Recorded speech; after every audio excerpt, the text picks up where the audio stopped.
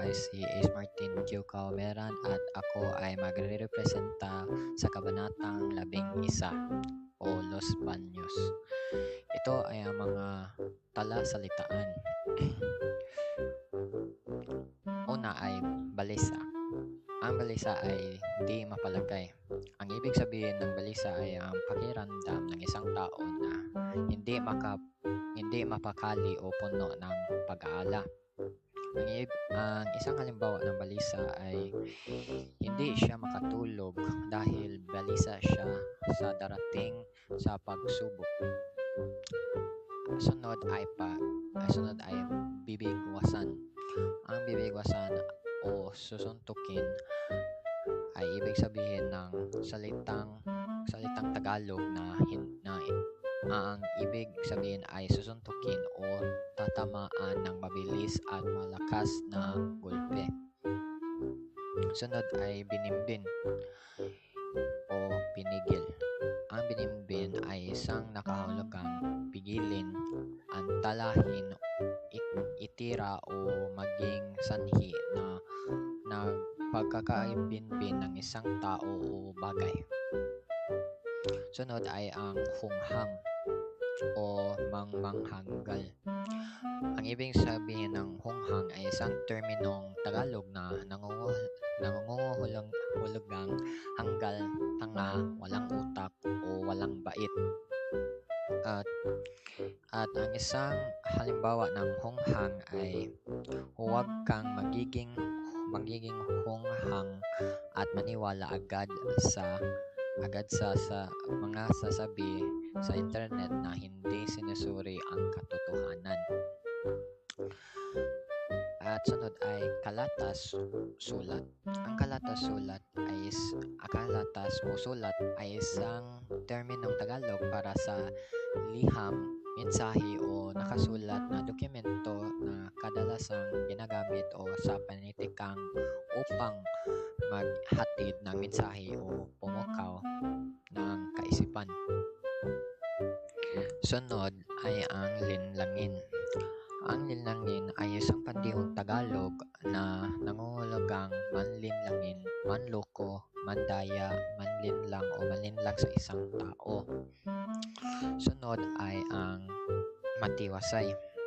Ang matiwasay o tahimik ay isang salitang Tagalog na nangangahulugang kalmado, mapayapa, tahimik o ligtas.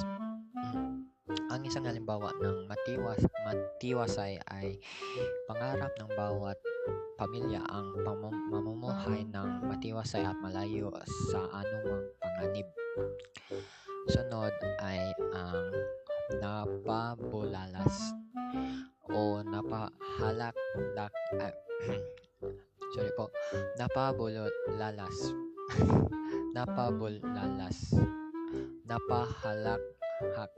Ang ibig sabihin ng napabulalas ay hindi inaasang pagbulalas o pagsigaw ng isang bagay, kadalasan dahil sa biglaang pagkabigla, pagkagulat, sakit o matinding emosyon. Sunod ay ang natigatig o nagbagabag. Ang natig-natig o matig-matig sa Tagalog ay magahulugang nabagabag, nabilisa, nag-ala o naapektuhan sa emosyonal na paraan. Sunod ay ang sabot-salo.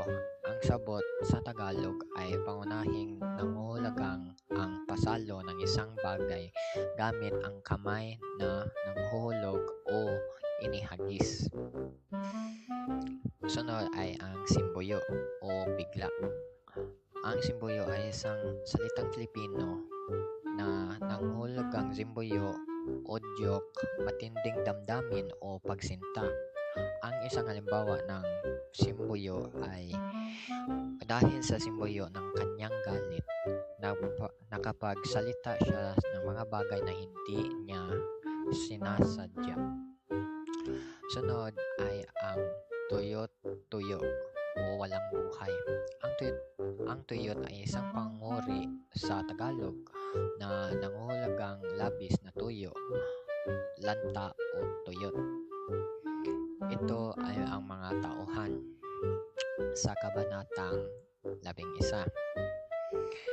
Una, Kapitan General ang pinakamataas na pinuno ng Pilipinas sa kabanatang ito.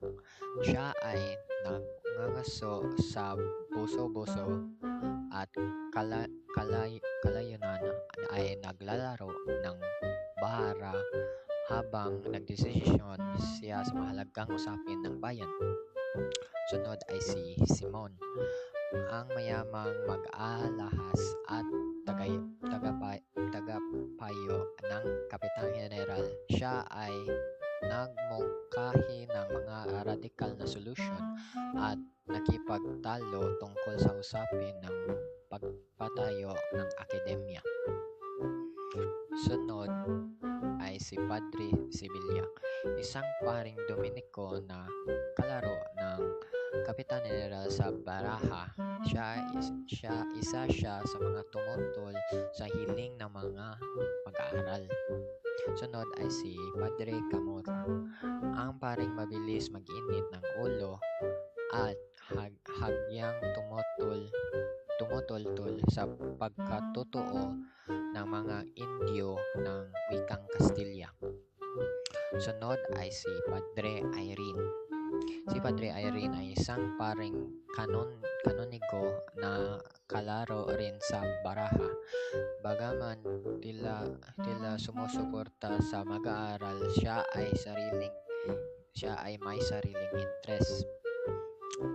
Sunod ay si Mataas na Kawani, isang opisyal na may prinsipyo at nanalig sa katarungan. Siya ang tanging nagtanggol sa kahiligan ng mga mag-aaral at guro sa Tiani.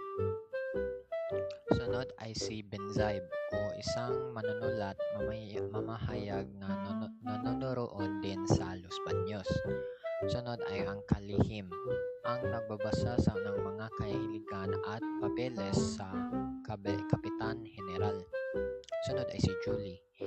Julie o anak ni Kabisang Tales, nabanggit sa dulot ng kabanata na hingin ni Padre Camorra ang tulong ng Kapitan General para sa dalagang ito upang palayain ang kanyang nono na si Tandang Selo.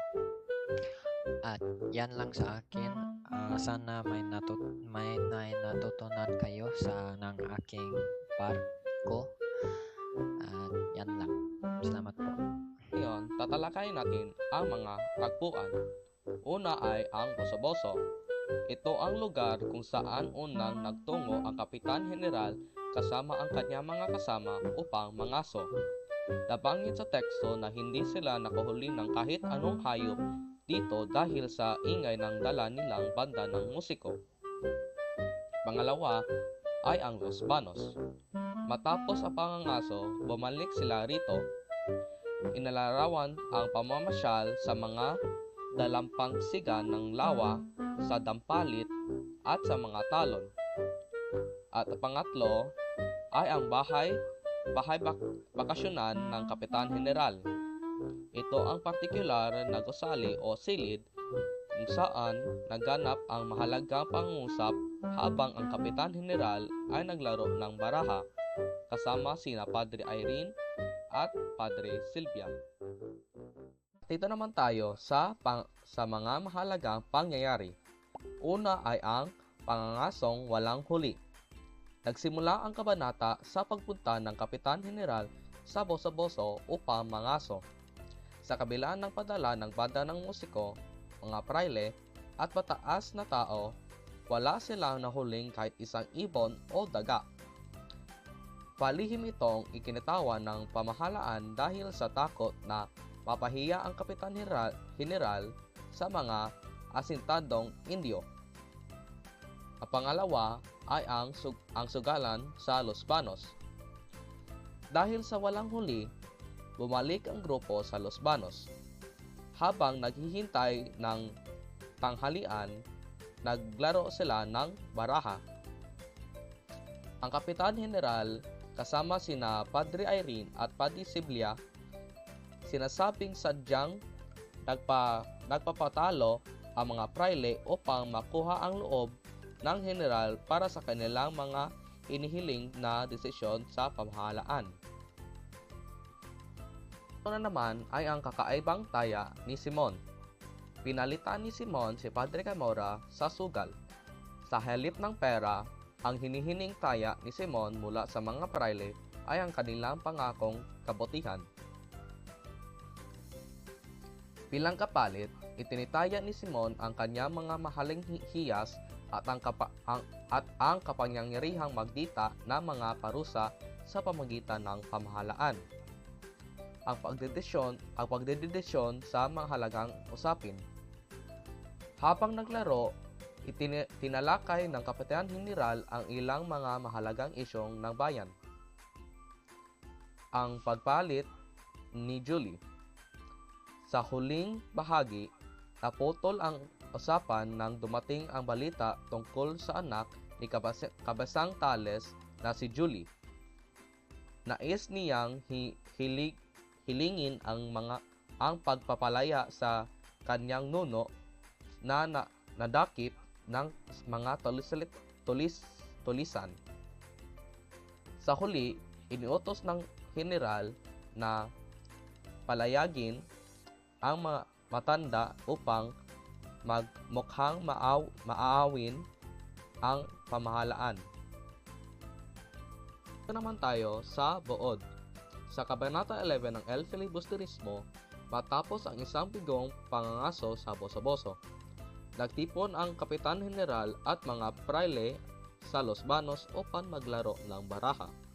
Sa gitna ng kanilang pagsusugal, pumasok si Simon at nagmungkahi ng isang kakaibang taya. Hinihingi niya ang mga bertud at pangakong kabutihan ng mga prayle kapalit ng kanyang mamahaling hiyas. Isang hakbang na naglalayong inalatad ang kanilang mga tunay na pagkatao at pagkakahaman sa kapangyarihan. Habang napagtuloy ang laro, tinalakay ng mga makapangyarihang opisyal ang mahalagang usapin ng bayan, partikular na ang hiling ng mga mag-aral na magtayo ng Akademya ng Wikang Kastila. Sa kabila ng matuwid na pangatwiran ng mataas na kawani na pumanig sa mga estudyante na nanaig ang impluwensya nila Simon at ng mga prayle na harangin ang proyektong ito dahil sa takot na magising ang kaisipan ng mga Pilipino. Nagtapos ang tagpo sa pagpapalaya kay Tandang Selo na ginagawa ng general hindi dahil sa katurungan kundi bilang isang pagpapakitang tao ng kanyang kapangyarihan at huwad na habang matapos makiusap si Julie. Aral o konklusyon. Ang tunay na pangungutan ng isang pinuno ay ang pag-una sa katurungan at kapakanan ng mamamayan sa halip na magpadala sa pansariling aliw o sa udyok ng mga maimpluwensyang tao sa kanyang paligid. At ito na ang Kabanata 11 sa Group 11. Ako po si De La Serna Franz Luis at salamat sa pagkikinig.